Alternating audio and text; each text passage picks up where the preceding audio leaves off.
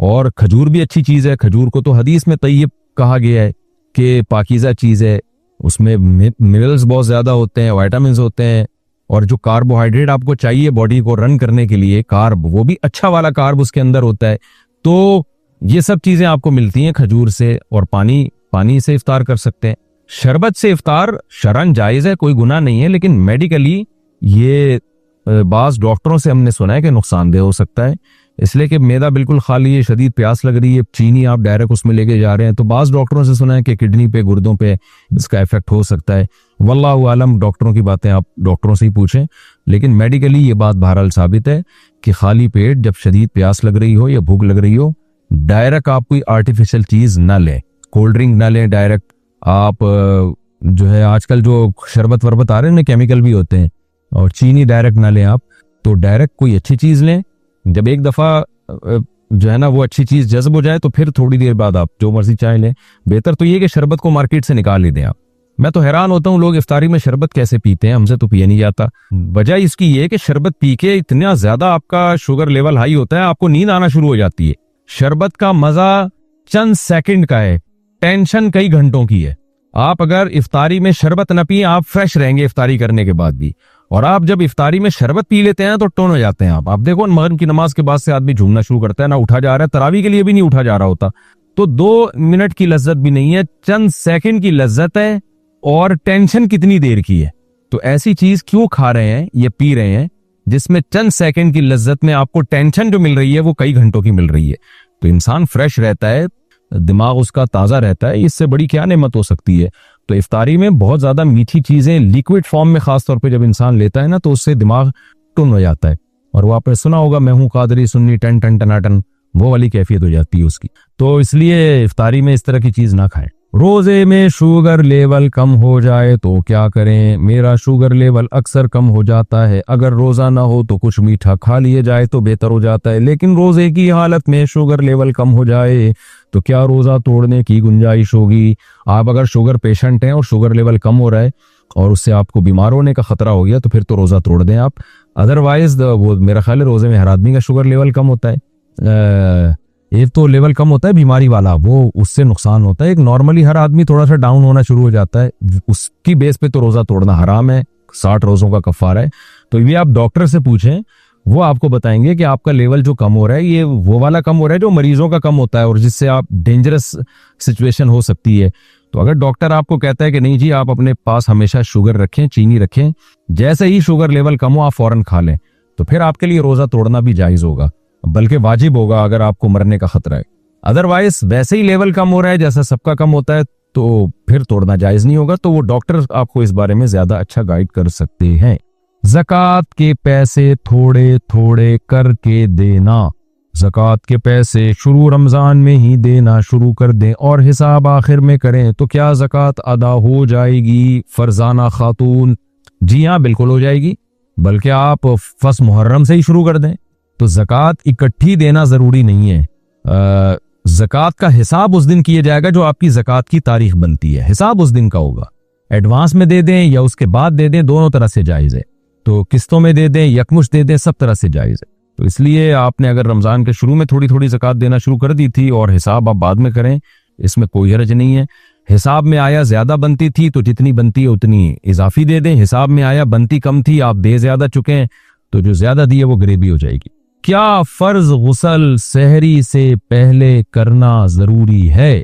اگر زوجین نے ہم بستری کرنے کے بعد یا آنکھ دیر سے کھلنے کی وجہ سے یا سستی کی وجہ سے غسل کیے بغیر سحری کر لی اور روزہ رکھ لیے تو کیا روزہ ٹھیک ہو گیا؟ کیا سحری کرنے سے پہلے غسل ضروری ہے؟ نہیں جی, سحری سے پہلے غسل ضروری نہیں ہے. غسل کا تعلق نماز سے ہے, نماز سے پہلے غسل ضروری ہے. سحری بغیر غسل کے بھی کر سکتے ہیں. راؤ محمد عبداللہ راول پنڈی. اچھا بھائی, نہار منہ خالی پیٹ پانی پینا. میں نے ایک عالم سے سنا ہے کہ صبح خالی پیٹ پانی پینا زہر ہے. کیا کسی حدیث میں صبح خالی پیٹ پانی پینے کی ممانعت مذکور ہے جبکہ حضور صلی اللہ علیہ وسلم روزہ افطار کھجور یا پانی سے فرماتے تھے؟ بلال احمد کشمیر سے. خالی پیٹ پانی پینے کے بارے میں کوئی حدیث نہیں ہے, نہ اس کی ترغیب میں ہے نہ اس کی ممانعت میں. تو صبح اٹھتے ہی پانی پینا عجیب سا کام. بہرحال ضرور لگتا ہے کہ پیاس لگ رہی ہے تو پی لیں, نہیں لگ رہی ہے تو نہ پئیں. تو پانی پینے کا تعلق اس سے نہیں ہے کہ پیٹ خالی ہے یا بھرا ہوا ہے، اس سے ہے کہ پیاس لگ رہی ہے تو پیئیں، نہیں لگ رہی تو نہیں پیئیں آپ۔ باقی آج کل لوگ کھانا اتنا پیٹ بھر کے کھا لیتے ہیں، اس میں حکیم ڈاکٹر لوگ منع کرتے ہیں کہ کھانے کے فوراً بعد پانی نہ پیئیں۔ حدیث سے تو ثابت ہے آپ نے کھانے کے بعد پانی پیے، لیکن آپ صلی اللہ علیہ وسلم کھانا تھوڑا کھایا کرتے تھے۔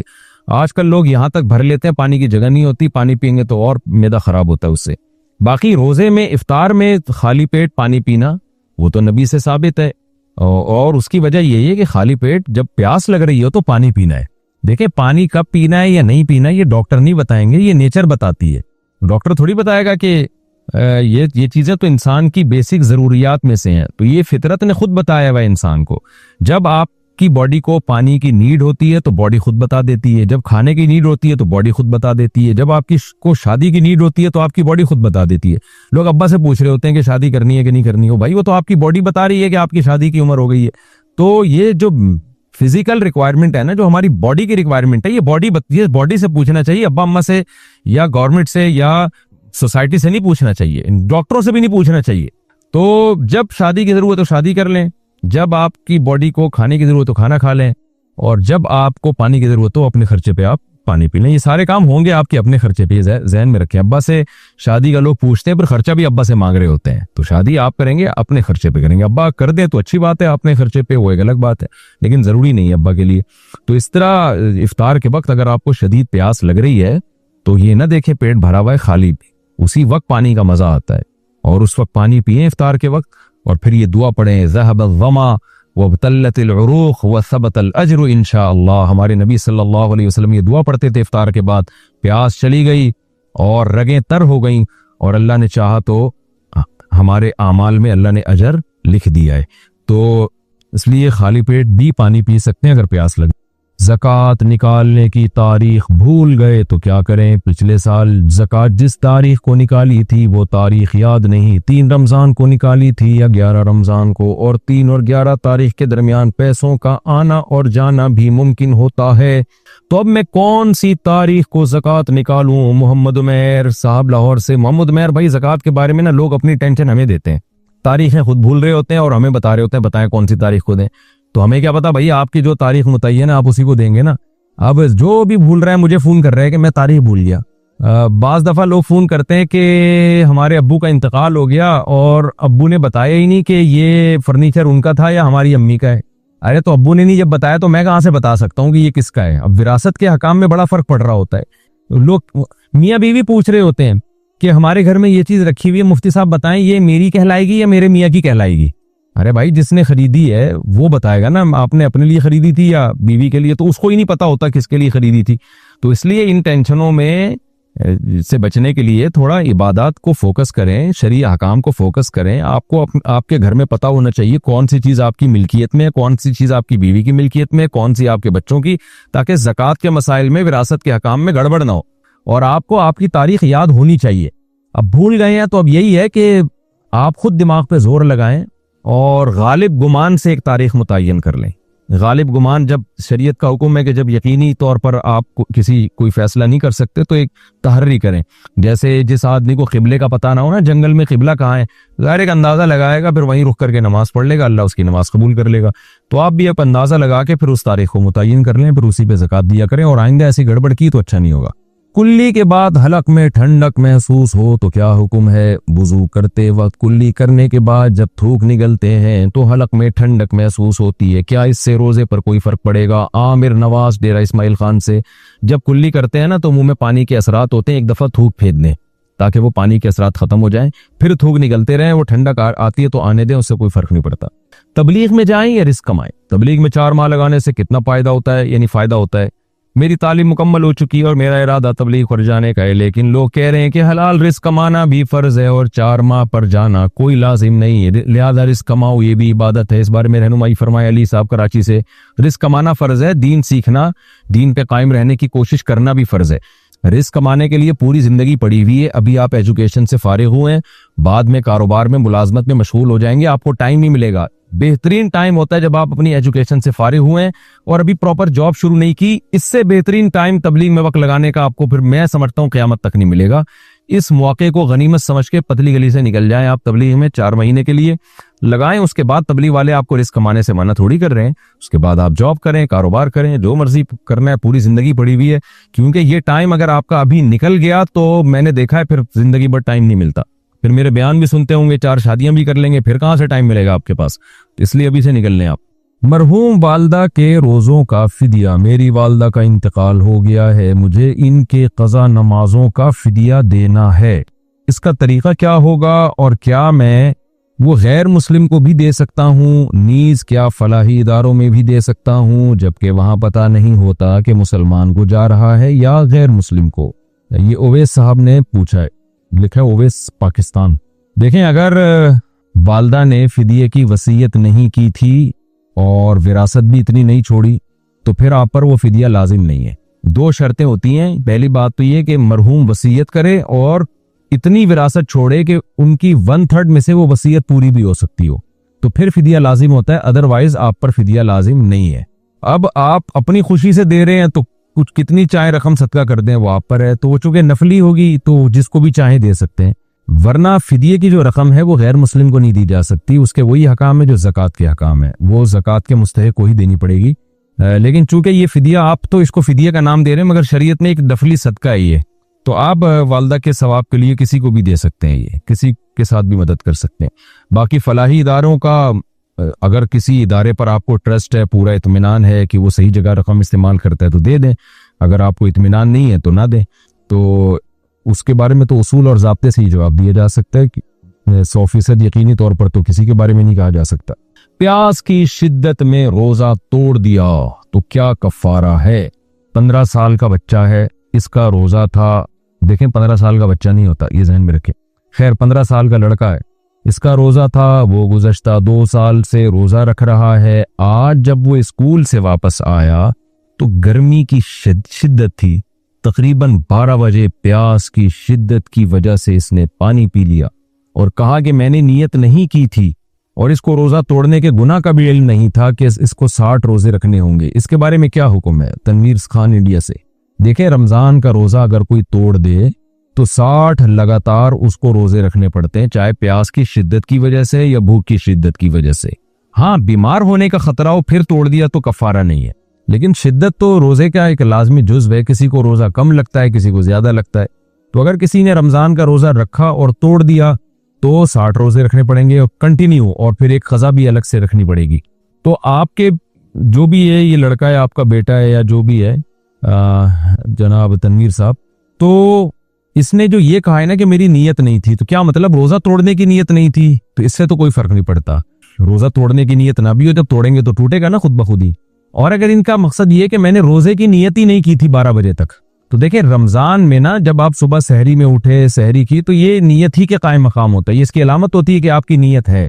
تو اگر رمضان میں کوئی پراپر یہ نیت کرتا ہے نا کہ میری نیت نہیں ہے, تو پھر تو یہ سمجھا جائے گا کہ روزہ نہیں ہے, ورنہ تو روزے کی نیت تو ہوتی ہے مسلمانوں کی, صبح اٹھنا اس کی علامت ہے کہ روزہ تھا اس کا. تو اگر واقعی اس نے نیت نہیں کی تھی, یعنی اس کا ارادہ تھا کہ آج میرا روزہ نہیں ہے اور کنفیوز تھا کہ میں آج روزہ رکھوں یا نہیں رکھوں, 12 بجے اس کو خیال ہوا کہ نہیں رکھتا آج میں, تو پھر تو یہ روزہ نہیں ہوگا. اور چونکہ روزہ اس کا ہوا ہی نہیں ہے تو روزہ توڑنا بھی نہیں کہلائے گا, کیونکہ جب روزے کی نیت ہی نہیں تھی تو روزہ کہاں سے ٹوٹے گا. لیکن اگر صبح انہوں نے سحری کی اس نیت کے ساتھ کہ جیسے آج سب کا روزہ ہے, میرا بھی روزہ ہے, اور پھر 12 بجے یہ کہہ رہے ہیں میری نیت نہیں تھی, تو پھر اس کا اعتبار نہیں ہوگا. ایک دفعہ جب نیت کر کے کنٹینیو روزہ شروع کر دیں تو پھر نیت تبدیل کرنے کا آپ کے پاس حق نہیں ہے. تو خلاصہ یہ نکلا کہ اگر ان کی واقعی اس دن روزہ رکھنے کی نیت نہیں تھی اور انہوں نے اس نیت کو ڈیلے کیا, انہوں نے کہا بعد میں سوچوں گا کہ آج رکھنا ہے یا نہیں رکھنا, تو پھر تو روزہ جو انہوں نے توڑا ہے تو یہ توڑنا کہلائے گا ہی نہیں, کیونکہ روزہ ابھی انہوں نے نیت ہی نہیں کی تھی, تو شروع ہی نہیں ہوا تو ٹوٹا کہاں سے, تو پھر تو کفارہ نہیں ہے. ہاں, رمضان کا روزہ چھوڑنے کا کبیرہ گناہ بہرحال ہوگا کہ روزہ رکھا کیوں نہیں انہوں نے. لیکن اگر یہ پراپر نیت صبح ہوتی ہے جیسے عام طور پر, اسی طرح یہ نارملی نیت ان کی بھی تھی اور روزہ رکھ لیا تھا, پھر بعد میں اگر یہ توڑتے ہیں تو پھر اس لفظ کا اعتبار نہیں کہ میری نیت نہیں تھی. تو وہ جب ایک دفعہ روزہ شروع ہو جائے اور آپ نیت کے ساتھ یعنی شروع ہو جائے تو پھر وہ روزہ کمپلیٹ کرنا لازم ہے. اور یہ مسئلہ کہ ان کو علم نہیں تھا کہ روزہ توڑنے کا گناہ ہوتا ہے, 60 روزوں کا کفارہ لازم ہوتا ہے, تو دیکھیں مسئلے سے کا علم نہ ہونا یہ شریعت نے معتبر نہیں ہے. ایک آدمی کھڑے کھڑے بیوی کو 3 دفعہ طلاق کہہ دیتا ہے اور کہتا ہے مجھے پتہ ہی نہیں تھا کہ 3 طلاقوں سے طلاق ہو جاتی ہے. تو بھیا آپ کو پتہ ہونا چاہیے نا.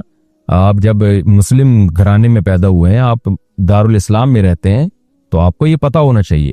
یا ایسی جگہ پہ رہتے ہیں جہاں مسلمان رہتے ہیں, تو آپ کو یہ پہلے سے سیکھنا چاہیے کہ نکاح کیسے ہوتا ہے, طلاق کیسے ہوتی ہے, نماز ٹوٹتی کیسے. ایک آدمی نماز پڑھ رہا ہے اور نماز میں وہ بیت الخلا سے گھوم کے آ گیا اور پھر وہیں سے کھڑا ہو گیا, وہیں پہ جہاں سے چھوڑی تھی کنٹینیو کی. اب اس کو کہہ رہے ہیں بھائی نماز ٹوٹ جاتی, کہہ رہے وہ خو مجھے تو پتہ ہی نہیں تھا ایسے نماز ٹوٹ جاتی ہے. تو علم نہ ہونا, جہالت ہونا, شرعی مسئلے سے علم نہ ہونا, یہ کوئی شرعی عذر نہیں ہے. تو اگر آپ کے بیٹے یہ جو 15 سال کا لڑکا ہے, اس کو معلوم نہیں تھا کہ روزہ توڑنے سے 60 روزے لازم ہوتے ہیں, تو بھی 60 روزے ہی لازم ہوں گے. وہ ان پر لازم تھا کہ یہ پہلے معلوم کروائیں کہ روزہ توڑنے کا شریعت میں کفارہ کیا ہے, گناہ کیا ہے. دن میں روزہ ٹوٹ گیا تو کیا کھا پی سکتے ہیں؟ روزہ ٹوٹنے کے بعد مثال کے طور پر الٹی سے روزہ ٹوٹ گیا تو اس کے بعد دن میں کھانے پینے کی اجازت ہوگی یا نہیں؟ حنا صاحبہ پشاور سے. پہلی بات تو یہ کہ الٹی سے روزہ نہیں ٹوٹتا. الٹی سے روزہ 2 شرطوں کے ساتھ ٹوٹتا ہے.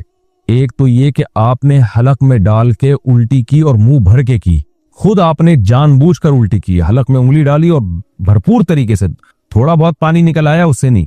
ایک تو یہ. دوسرا یہ کہ الٹی تو خود بخود ہوئی تھی, منہ بھر کے ہوئی تھی, لیکن آپ نے نگل لیا اس کو. تو یعنی اگر جان کر کریں گے تو صرف ایک شرط ہے کہ منہ بھر کے الٹی ہو, اور اگر خود بخود الٹی ہوئی ہے تو 2 شرطیں ہیں. ایک تو یہ کہ منہ بھی بھر کے ہو اور آپ نے اس کو ریورس بھی کیا ہو, پھر روزہ ٹوٹتا ہے. بہرحال کسی بھی طرح سے اگر روزہ کسی بندے کا غلطی سے ٹوٹ گیا تو پھر اس پر لازم ہے کہ وہ کمپلیٹ کرے روزہ, یعنی کھانا پینا اس کے لیے جائز نہیں ہے. ہاں بعد میں قضا بھی کرنی پڑے گی. دیکھیں 2 طرح سے روزہ ٹوٹتا ہے. ایک ہوتا ہے بھولے سے ٹوٹ جانا, اس سے تو ٹوٹتا ہی نہیں ہے. آپ کو یاد نہیں تھا آپ کا روزہ ہے, آپ نے کھا لیا پی لیا, بعد میں یاد آیا اڑے بھائی آج تو میرا روزہ تھا. اس سے کچھ نہیں ہوتا, نہ روزہ ٹوٹا, نہ کفارہ, نہ قضا, کچھ بھی نہیں, بلکہ پورا روزہ کمپلیٹ ہو گیا, آپ کا ثواب پورا ملے گا. حدیث میں آتا ہے, اس صراحتاً ہے یہ حدیث میں. لیکن ایک ہوتا ہے غلطی سے ٹوٹ جانا. غلطی کا مطلب یہ ہوتا ہے کہ مسٹیک ہو گئی آپ سے, یعنی آپ کلی کر رہے تھے, ایک دم غلطی سے پانی حلق میں چلا گیا, تو آپ کے نہ چاہتے ہوئے حلق میں اتر گیا پانی, تو روزہ تو ٹوٹ جائے گا, اس لیے کہ بھولے سے تھوڑی ہوا ہے, تو روزہ تو ٹوٹ جائے گا. لیکن غلطی سے جب روزہ ٹوٹتا ہے تو کفارہ لازم نہیں ہوتا, صرف قضا لازم ہوتی ہے, لیکن اس روزے کو کنٹینیو کرنا پڑتا ہے, یعنی کھانا پینا کی اجازت آپ کو نہیں ہوتی. تو اسی طرح اللہ کی طرف سے کسی کے ساتھ ایسا معاملہ ہوا کہ روزہ ٹوٹ گیا, مثال کے طور پر منہ بھر کے الٹی ہوئی اور نہ چاہتے ہوئے بھی پیٹ میں دوبارہ واپس چلی گئی, اس سے روزہ ٹوٹ جائے گا, تو یہ بھی غلطی سے ٹوٹنا کہلائے گا. تو اس صورت میں بھی آپ کو قضا کرنی پڑے گی, کفارہ نہیں ہوگا, لیکن کھانا پینا آپ کے لیے پھر بھی ٹھیک نہیں ہوگا, اس کو روزے داروں کی طرح آپ پر رہنا لازم ہوگا شام تک. پاکستان سے کسی نے پوچھا اگر کوئی منت پوری نہ کرے تو اس کا کفارہ دے دے, جو قسم کا ہوتا ہے, تو کیا پھر وہ منت ختم ہو جائے گی؟ نہیں جی, منت کی 2 قسمیں دیکھیں. ایک قسم تو یہ ہے کہ آپ نے منت مانی کیا کہ اگر اللہ نے میرے مریض کو شفا دے دی تو میں اتنے روزے رکھوں گا یا اتنے پیسے صدقہ کروں گا, اللہ نے میرا یہ کام کر دیا, فلاں جگہ میری شادی ہو گئی تو میں اتنے روزے رکھوں گا یا اتنے پیسے صدقہ کروں گا, میں ٹھیک ہو گیا, میرے ساتھ یہ بیماری چل رہی ہے, اگر میں ٹھیک ہو گیا تو میں یہ کام کروں گا, تو ایسے میں تو وہ منت ہی پوری کی جائے گی, قسم کا کفارہ نہیں ہے. لیکن اگر کسی نے منت کے ایسے الفاظ مانے کہ اگر میں نے فلاں کام کیا, یعنی ایسا کام جس سے آپ بچنا چاہتے ہیں, جیسے کوئی گناہ کی عادت پڑ گئی تو آدمی قسم اٹھا لیتا اگر میں نے یہ گناہ کیا یا میں نے فلاں کام کیا تو میں جو ہے 1 مہینے کے روزے رکھوں گا یا میں 1 لاکھ روپے صدقہ کروں گا. تو جس کام سے بچنے کے لیے انسان قسم اٹھاتا ہے نا, قسم کو یعنی منت مانتا ہے, منت قسم نہیں منت, کہ یہ کام میں نے اگر کیا تو مجھ پر اتنے روزے لازم ہے, تو پھر اس کام کو اگر کر لیا تو پھر اس میں اس کے پاس آپشن ہوتا ہے کہ چاہے تو اتنے روزے رکھ لے, چاہے تو قسم کا کفارہ ادا کر لے. تو قسم کے کفارے کے طور پہ 3 روزے ہوتے ہیں پھر.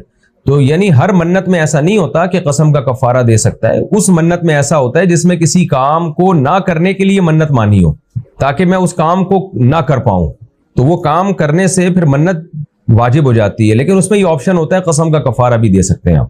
وجہ اس کی یہ کہ یہ حکم کے لحاظ سے جو ہے نا یہ یمین ہے, اور یعنی حکم کے لحاظ سے تو یہ یمین ہے, ہاں, اور الفاظ کے لحاظ سے یہ منت ہے, اس لیے اس میں دونوں آپشن ہیں. لیکن نارملی کسی نے منت مانی ہے کہ میرا یہ کام ہو گیا, اللہ نے یہ کام کر دیا تو میں روزے رکھوں گا, تو پھر وہ روزے ہی ہیں اور اس میں قسم کا کفارہ نہیں ہے.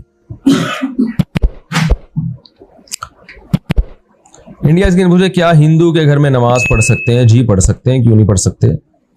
راجستھان سے کسی نے پوچھا راجستھان انڈیا سے، نیاز اور فاتحہ کیوں نہیں دلانا چاہیے، اس بارے میں بتا دیجئے، کیونکہ لوگ مجھ سے ہر بار یہی بولتے ہیں کہ تم لوگ نیاز کیوں نہیں دیتے۔ ان سے بولیں یہ نیاز کا لفظ ہی نہیں ہے حدیث میں، اور یہ چلو لفظ بعض حدیثوں میں نہیں ہوتے، عمل تو ملتا ہے، تو عمل بھی نہیں ہے۔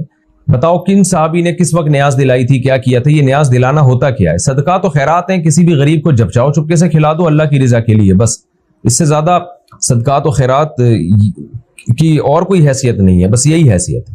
تو 11ویں 12ویں اور پھر فلانے کی نیاز اور فلانے کی نیاز، یہ نبی صلی اللہ علیہ وسلم، صحابہ، ائمہ اربعہ، مجتہدین میں سے کسی سے بھی ثابت نہیں ہے۔ فاطمہ صاحبہ امریکہ سے پوچھتی ہیں، میں شادی شدہ ہوں اور صاحب اولاد ہوں، میں ملازمت کرتی ہوں اور اپنے بہن بھائیوں اور ماں باپ کی کفالت کرتی ہوں، اس خدمت کا موقع ملنے پر بہت خوش ہوں، آپ رہنمائی فرمائیں کہ کیا اپنے ماں باپ اور بہن بھائی پر خرچ کرنا صدقے میں شمار ہوگا یا مجھے الگ سے صدقہ دینے کا اہتمام کرنا چاہیے؟ یہ بھی فرمائیں کہ کیا میں اپنی زکوٰۃ اپنے بالغ بہن بھائی کو دے سکتی ہوں جو مالی طور پر صاحب حیثیت نہیں ہے؟ نیز یہ بھی بتائیے کہ کیا میں اپنے والد کے قضاء، روزوں اور نمازوں کا کفارہ ان کی اجازت سے اپنے مال سے دے سکتی ہوں؟ سب کام کر سکتی ہیں جن چیزوں کا بھی آپ نے پوچھا ہے۔ اور جو شریعت میں رشتہ داروں پہ جو خرچ کرنے کا صدقہ ہے نا، اس میں 2 ثواب ملتے ہیں، حدیث میں آتا ہے، صدقے کا ثواب بھی اور رشتہ داری جوڑنے کا ثواب بھی۔ تو اللہ آپ کو اور توفیق دے، آپ کے مال میں اللہ تعالیٰ اور برکت دے۔ لیکن ہمیں رشتہ داروں پہ بھی خرچ کرنا چاہیے، لیکن دوسرے جو دیگر شریعت کے مصارف ہیں نا، جہاں شریعت نے بتایا اگر وہاں ضرورت ہو تو وہاں بھی خرچ کرنا چاہیے، جیسے دین کی تبلیغ کے لیے، یا کوئی آپ کو بہت زیادہ ضرورت مند مل جاتا ہے جو بیچارہ کھانے پینے کا محتاج ہے، جبکہ رشتہ داروں کو آپ نے دیکھا کہ کھانا پینا ان کو اچھا مل رہا ہے، تو پھر اس مسکین کو ترجیح دینی چاہیے ایسے موقع پہ۔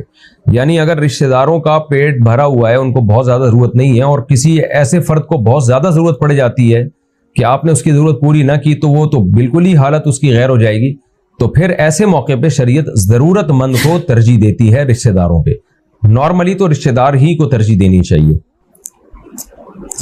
انصاری حفظ الرحمان مالیگاؤں مہاراشٹر سے، مفتی صاحب یوٹیوب پر خواب کی تعبیر دیکھ سکتے ہیں یا نہیں؟ بہت سے مولانا یوٹیوب پر خواب کی تعبیر بتاتے ہیں، یہ تعبیریں دیکھنا کیسا ہے؟ ہمیں آپ کی طرف سے ہمارے پہلے سوال کا جواب ملا مفتی صاحب، بہت خوشی ہوئی، دل سے دعا ہے کہ اللہ تعالیٰ آپ پر سلامتی اور رحمت نازل فرمائے۔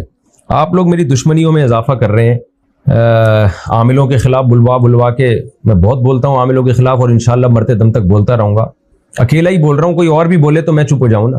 اسی طرح یاد رکھیں یوٹیوب پہ جو خوابوں کی تعبیروں کے دھندے شروع کیے ہیں نا، ان میں بھی ڈرامے بازی ہے۔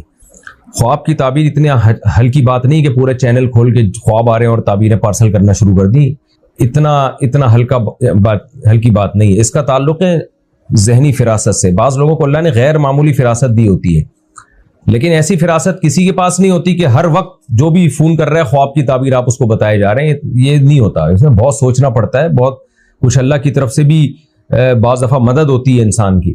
تو کبھی کبھار کوئی خواب کسی کو بہت ہی عجیب سا آ جائے اور اس کو لگے کہ یہ کچھ ایسا ہے جس کی کوئی تعبیر ہوگی، تو پھر وہ کسی صاحب فراست بزرگ کے پاس جائے، تو وہ بزرگ اس کے سارے حالات کو دیکھتے ہیں اور اس میں غور و فکر کرتے ہیں، اس کے بعد جو ہے اس کی تعبیر متعین کی جاتی ہے۔ یہ اتنا آسان عمل ہوتا تو اللہ نے یوسف علیہ السلام کو معجزے کے طور پہ نہ دیا ہوتا۔ یوسف علیہ السلام کا تو معجزہ تھا۔ معجزہ کسے کہتے ہیں؟ وہ کام جو عام پبلک نہیں کر سکتی۔ تو جو خواب کی تعبیر بتاتے تھے وہ درست نکلتا تھا۔ تو ایسے تھوڑی کہ جو بھی اٹھے یوٹیوب پہ پورا چینل بنا لے۔ اور اکثر میں نے دیکھا جن لوگوں نے چینل بنائے وہ دیکھیں 2 کام جو ہے نا، خوابوں کی تعبیروں کا دھندا اور روحانی ٹوپی ڈرامہ، یہ 2 کام وہی لوگ کریں گے جو نہ ان کے پاس کوئی ہنر ہے، نہ ان کے پاس دین یا دنیا کی ایجوکیشن ہے۔ اب وہ معاشرے کے بیکار ترین فرد ہوتے ہیں، کچھ بھی نہیں آتا، تو کار آمد ترین فرد بننے کے لیے جن چڑیل بھوت یا خوابوں کی تعبیر یہ کام شروع کر دیتے ہیں، تو اتنی عزت ہوتی ہے ان کی، اور ایسے لوگ ان پہ ٹوٹتے ہیں تو وہ بھی ہنستے ہیں کہ یار دیکھو ہم نے تمہیں الف بے پے تے ٹے سے جیم ہے، جیم اور ہے کے درمیان والا لفظ آپ خود ہی ایڈ کر لیں، ہم نے تمہیں یہ بنا دیا اور تم الحمدللہ طبیعت سے بن گئے۔ تو اس لیے آپ جو ہے یہ نہ بنے، ہے سے پہلے والا لفظ نہ بنے، آپ اپنے اوقات کو، اپنے پیسوں کو، اپنی صلاحیتوں کو ان لوگوں پہ ضائع نہ کریں۔ یہ وہمی بنا دیں گے آپ کو، یہ آیا تو یہ خواب آیا تو یوں ہو رہا ہے، یہ خواب آیا تو یوں ہو رہا ہے۔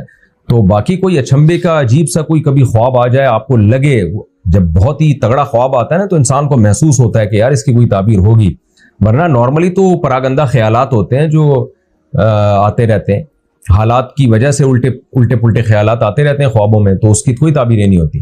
تو کبھی آ جائے تو کوئی جس کو اپنے علاقے میں دیکھے نا, کوئی ذہین ہے, کوئی عالم ہے جن کو اللہ نے غیر معمولی فراست دی ہے, ان سے جا کے اپنے خواب کو پیش کریں ان کے سامنے, اور وہ پھر جو تعبیر بتائیں, تو پھر خواب جو ہے نا, جو تعبیر اس کی بتائی جاتی ہے پھر ہوتا بھی ویسا ہی ہے. اگر کوئی صحیح صاحب فراست تعبیر بتائے تو بس اتنا کافی ہے. باقی اپنی جاگتی حالت کو زیادہ فوکس کریں, سوتے میں کیا دیکھ رہے ہیں اس کو نہیں, جاگتے میں کچھ الٹا سیدھا نظر آ رہا ہے تو پھر مجھے بھی بتائیں آپ. تو جاگتے میں اگر صحیح نارمل حالت چل رہی ہے تو پھر سیٹ ہے سب. میرا مسئلہ یہ ہے کہ غسل میں اگر ناک کے اندر 3 بار اچھی طرح پانی نہ جائے تو کیا ہم 3 بار سے زیادہ پانی ڈال سکتے ہیں؟ نہیں ڈال سکتے, کیونکہ وہم بڑھے گا آپ کا, اور جو ہے پوری ٹینکی خالی ہو جائے گی. جس کا 3 بار میں بھی پانی نہ جائے نا ناک میں, اس کا مطلب اس کا واٹر پروف ناک ہے اس کی, اب یہ نہیں جا سکتا.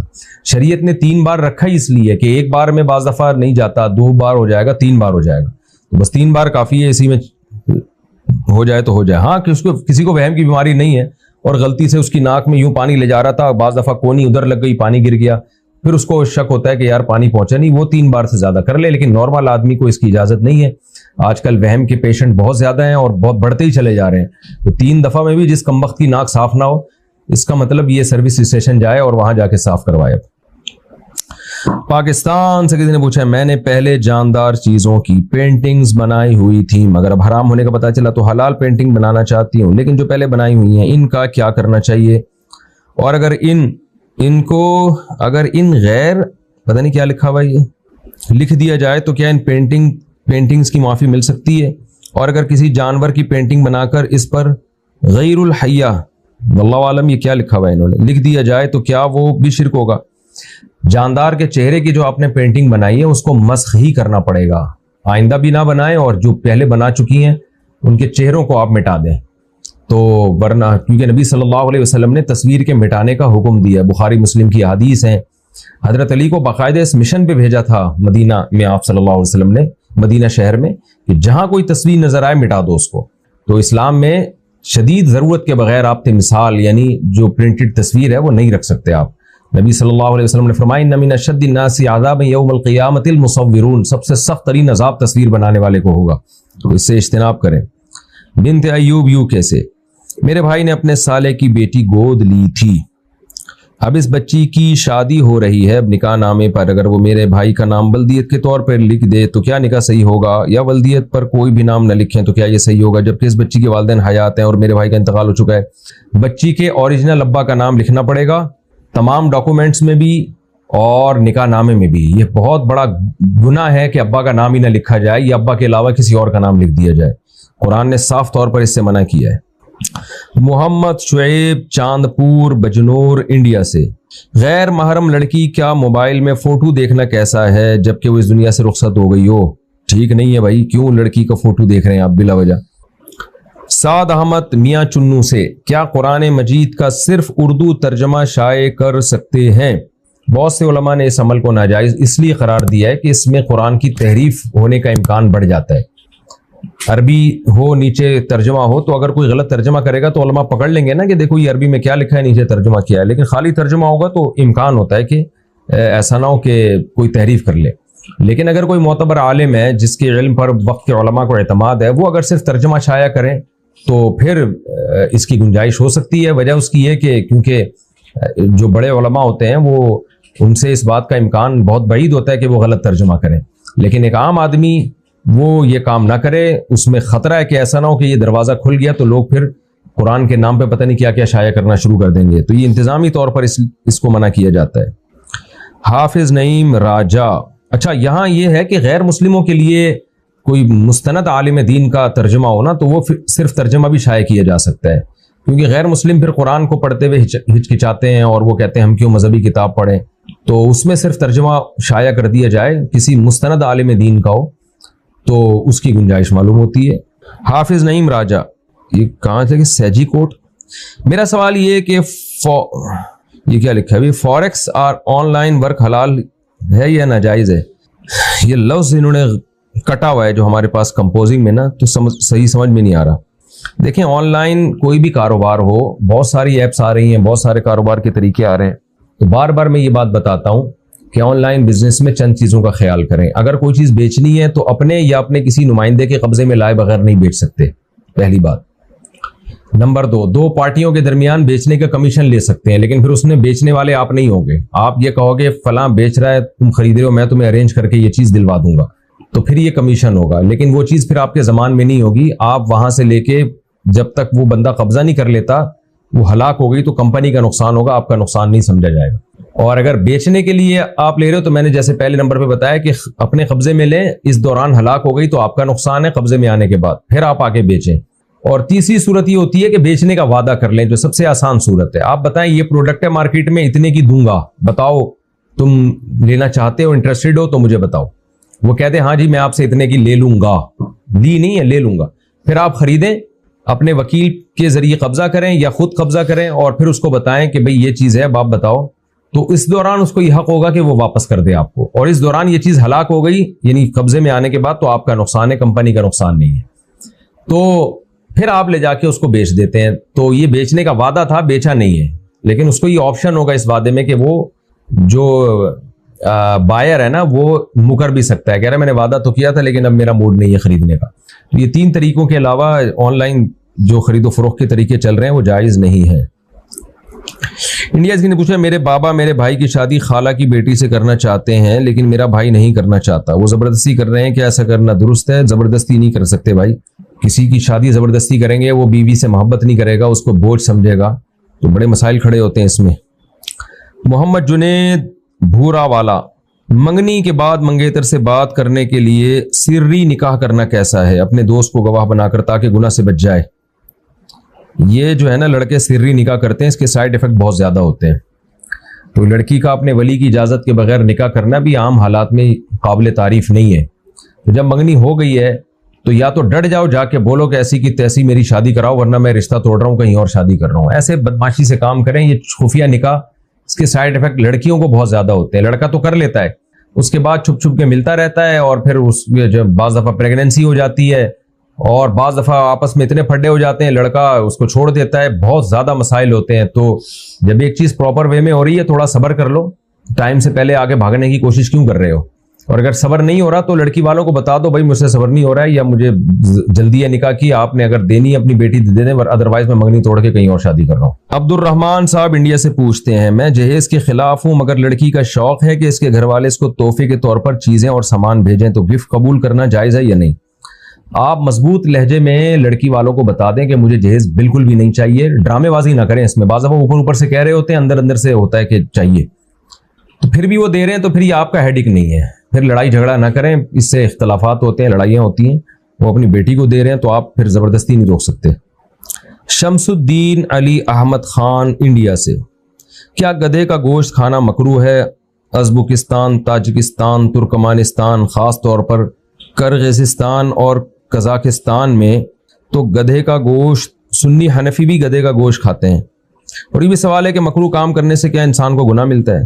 گدھے کا گوشت حرام ہے بھائی، صحیح حدیث ہے، حنفی ہو یا شافی ہو سب کے نزدیک حرام ہے۔ لاہور میں کھلایا گیا تھا وہ بھی غلطی سے، جان کر وہاں بھی نہیں کھایا گیا ہے، تو حرام ہے، ناجائز ہے، نہیں کھائیں گدھے کا گوشت، کوئی مکروہ نہیں ہے۔ اور اگر کوئی کھا رہا ہے تو اس کو منع کریں کہ انسان بنو، گدھے کی یہ کیا کھا رہے ہو تم۔ فہد صاحب کوئٹہ سے، کچھ عرصے قبل ایک مسجد میں موجود تھا، مغرب کی نماز کے بعد پہلے بیان ہوا، پھر نعت پڑھی گئی، اس کے بعد اندھیرا کر کے کلمہ طیبہ وغیرہ کا زور زور سے ورد کیا گیا۔ بدعتی تو ایسا کرتے ہی ہیں، کیا اہل حق علماء کے نزدیک بھی ایسا کرنا درست ہے؟ دیکھیں مسجدوں میں اس طرح اوپنلی اندھیرا کر کے اجتماعی ذکر کرنا یہ بلا شبہ بدعت عمل ہے، کیونکہ مسجد میں جب عام پبلک آئی ہوئی ہے تو آپ ان کو وہی طریقہ بتائیں جو سنت سے ثابت ہے۔ تو یہ طریقہ اجتماعی ذکر، اس طرح سے لوگوں کو اکٹھا کرنا اور پھر جہرن ذکر کروانا، یہ اجتماعی حیت ہی ہے، تداعی ہو رہی ہے نا اس میں۔ کوئی بھی اجتماعی عبادت آپ علی سبیل تداعی نہیں کر سکتے۔ علی سبیل تداعی کا مطلب ہوتا ہے لوگوں کو باقاعدہ پراپر بلا کے اعلان کر کے۔ اس کی مثال ایسے ہے جیسے اشراق کے نماز 2 رکعت پڑھتے ہیں لوگ، تو ہر آدمی اپنے طریقے سے پڑھ رہا ہوتا ہے. اگر امام اعلان کرے تمام حضرات سے گزارش ہے آ جائیں جی اشراق کی جماعت ہو رہی ہے, تو یہ بدعت عمل بن جائے گا. تراویح رمضان میں ہے کہ آپ رمضان میں نوافل 20 رکعتیں پڑھتے ہیں اعلان کر کے, لیکن رمضان جیسے ہی گزرے گا امام صاحب اعلان کریں کہ بھی آ جائیں جی تمام حضرات ہم 10 رکعتیں یا 20 رکعتیں یا 30 رکعتیں ہم جماعت سے پڑھ رہے ہیں, تو یہ بدعت عمل کہلائے گا. تو اسی طرح ذکر کو بھی اس طرح سے کرنا کہ لوگوں کو جمع کرنا, بلانا اور پھر ان کو اکٹھا بٹھا کے زور زور سے ذکر کروانا, یہ بھی بلا شبہ بدعت عمل ہے جس کا خیر القرون میں کوئی ثبوت نہیں ملتا. البتہ اگر کوئی مرید اپنے جو کوئی شیخ و مرشد جو ہے اپنے مریدوں کو ذکر کی عادت ڈالنے کے لیے بلائے, خاص مریدوں کو, اوپنلی نہ ہو ایسے کہ بھائی کھلے عام سب کو دعوت دی جا رہی ہے, وہ اگر بلائے اور بٹھا کے ذکر کروائے تو اس کی گنجائش ہے, لیکن وہ بھی احتیاط یہ کریں کہ مسجد میں نہ ہو, کیونکہ لوگ اس کو سنت ہی سمجھتے ہیں. پھر اس کی مثال ایسے ہے جیسے اجتماعی قرآن خوانی تو بدعت عمل ہے, تمام علماء لکھتے ہیں بدعت عمل ہے اجتماعی قرآن خوانی. آپ کیا کر رہے ہیں, اعلان کر رہے ہیں کہ فلاں کا انتقال ہو گیا, تمام حضرات آئیں ان کے ثواب کے لیے ہم قرآن پڑھیں گے, تو ابتدائی ہو رہی ہے نا. قرآن جس نے جہاں پڑھنا ہے پڑھ لے. لیکن مدرسوں میں اکثر ایسا ہوتا ہے کہ طلبہ کو کہا جاتا ہے بھائی عشاء کی نماز کے بعد تلاوت ہوگی, سب طلبہ اکٹھے ہو جائیں. وجہ کیا ہے کہ طلبہ استاذوں کے شاگرد ہیں, تو طلبہ کو تلاوت کا عادی بنانا ہے, تو عادی بنانے کے لیے تو ان کو بلایا جاتا ہے کہ بھئی آپ بیٹھیں تاکہ ناغہ نہ کریں.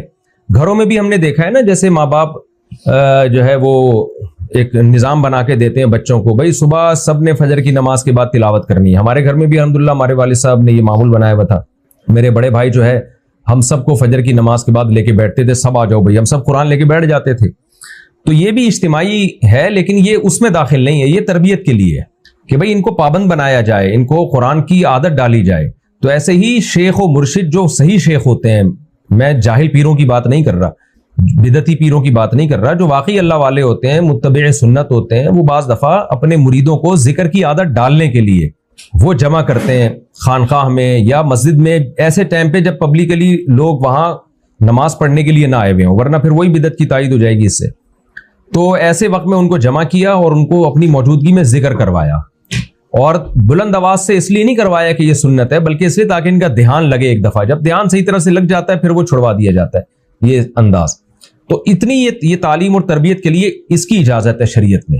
تو ہمارے جو بعض مشائخ لوگوں کو جمع کر کے اجتماعی ذکر کرواتے تھے نا, وہ اپنے مریدوں کو جمع کر کے کرواتے تھے, اور ان کو عادت ڈالنے کے لیے ایک ٹائم پہ آ جاؤ بھائی تاکہ تمہیں عادت ہو. پھر وہاں کیفیت ہوتی ہے خاص قسم کی, تو ان مریدوں میں وہ کیفیت پیدا ہو جاتی ہے, تو ان کو ذکر کی عادت پڑ جاتی ہے. تو یہ تعلیم و تربیت کی حد تک تو یہ درست ہے, بشرطے کہ یہ بدعت کا ذریعہ بھی نہ ہو اور اس کو سنت بھی نہ سمجھا جائے.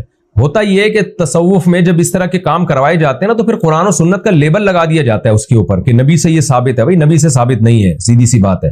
نبی صلی اللہ علیہ وسلم نے جو فضیلت بیان کی ہے وہ جہری ذکر کی بیان نہیں کی ہے, وہ سری ذکر کی بیان کی ہے. اور یہ جو حدیث ہے کہ اللہ کا ذکر ایسے کرو کہ لوگ تمہیں دیوانہ سمجھیں, تو حدیث کا مطلب جب بھی بیان کیا جائے گا وہ صحابہ اور نبی کے عمل ہی کو دیکھ کے بیان کیا جائے گا. تو کیا نبی سے اس حدیث کا یہ مطلب ثابت ہے کہ آپ نے ایسے زور زور سے ذکر کیا اور صحابہ نے بھی اجتماعی محفلیں لگائیں اور ہا ہو جو مسجدوں میں ایک شور شرابہ ہو رہا ہوتا ہے, اور اس بیس پہ لوگ ان کو دیوانہ سمجھنا شروع کر دیا ہو؟ ظاہر ہے ایسا بالکل بھی نہیں ہے. تو نبی نے جو یہ فرمایا نا کہ اللہ کا ذکر اتنی کثرت سے کرو, مطلب یہ ہے کہ اللہ کی محبت میں اور اللہ کی اطاعت میں اتنے جت جاؤ کہ لوگ سمجھیں کہ یہ پاگل ہے. تو آج بھی کوئی بھی دین پہ پراپر اور 100% چلتا ہے تو لوگ اس کو پاگل ہی سمجھ رہے ہوتے ہیں, حالانکہ ہوتے خود وہ پاگل ہیں. تو یہ مطلب نہیں ہے کہ ایسے مسجدوں میں جتھے لگاؤ اور بتیاں بند کر کے ہا ہو زور سے نہ شور شرابے جیسے ہو رہے ہوتے ہیں آج کل. یہ بدعت ہے, اس کے بدعت ہونے میں دو رائے نہیں ہو سکتی. ہم پابند ہیں اللہ اس کے رسول صلی اللہ علیہ وسلم کے. تو تعلیم و تربیت کی نیت سے کوئی گھر کا سربراہ اپنے بچوں کو بٹھا کے ذکر کراتا ہے یا قرآن پڑھواتا ہے ایک خاص ٹائم پہ, یا کوئی شیخ و مرشد اپنے مریدوں کو ذکر کی عادت ڈالنے کے لیے کسی خاص جگہ پہ ذکر کرواتے ہیں, وہ ٹھیک ہے. اس سے زیادہ آگے بڑھنا اس کی اجازت شریعت میں نہیں ہے, لیکن وہ بھی ٹھیک اس وقت ہے جب اس کو سنت نہ سمجھا جائے, صرف تعلیم اور تربیت ہی سمجھا جائے اس کو, اس سے زیادہ نہ سمجھا جائے. بیرون ملک کیا شادی کے کئی سال بعد بھی باہمی رضامندی سے شوہر طلاق کا حق بیوی کو دے سکتا ہے, اور اس کا کیا طریقہ ہوتا ہے؟ نیز نکاح نامے میں جو شرائط ہوتی ہیں تو کیا باہمی رضامندی سے وہ بھی تبدیل ہو سکتی ہیں؟ طریقہ کار بھی بتا دیں. نکاح نامے میں جو بھی شرطیں لکھوا لیں اس کا کوئی فرق نہیں پڑتا, اصل ہے زبان. جو کام زبان سے ہوتا ہے وہ تحریر سے بھی ہوتا ہے. تو شادی کے بعد شوہر کو یہ حق ہے کہ وہ بیوی کو طلاق کا حق دے دے, لکھ کے بھی دے سکتا ہے, زبان سے بھی دے سکتا ہے, چاہے وہ نکاح نامے میں بڑھا کے دے دے یا ویسے ہی لکھ کے دے دے. اب کتنی طلاقوں کا اختیار دے سکتا ہے؟ بھائی جتنی کا وہ دے رہا ہے اتنی کا دے سکتا ہے, منہ سے جتنی الفاظ بولے گا اتنی. اگر وہ بولتا ہے تمہیں طلاق کا اختیار ہے تو ایک طلاق رجعی کا اختیار ہوگا. اگر وہ بولتا ہے ایک طلاق کا اختیار ہے لیکن طلاق بائن کا, یعنی ایک طلاق ہوگی لیکن نکاح ٹوٹ جائے گا, تو ایک طلاق کا عورت کے پاس اختیار آ جائے گا. اگر وہ کہتا ہے 3 طلاقوں کا اختیار ہے تو 3 طلاقوں کا اختیار ہو جائے گا. اور پھر اختیار کب تک کے لیے ہوگا؟ ہمیشہ کے لیے ہوگا. اگر وہ کہتا ہے ہمیشہ کے لیے تو ہمیشہ کے لیے ہوگا.